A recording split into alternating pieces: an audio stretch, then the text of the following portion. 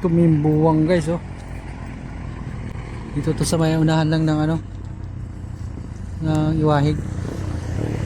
Pauwi na kami galing Tagba. Akala ko may checkpoint dito, naghintuan yung mga tao. Inaksidente pala. You know, pick up.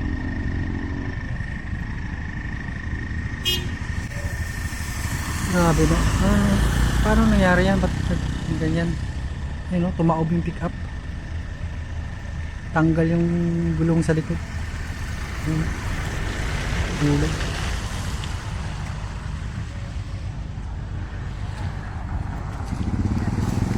May nakasalubong siguro dito ako naalanganin o nadulas.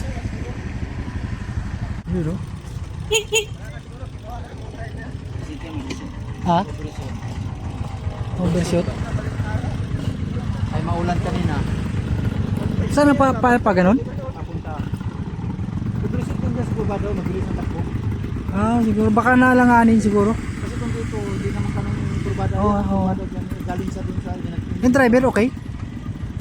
siguro, baka nandun na yan sa Alas ko na.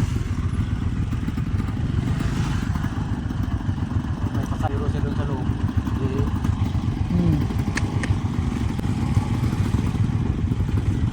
Wala rin nakabangga no? Wala. Talaga! Ayun guys. Nalanganin siguro yun sa pagliko o yan alam, inantok.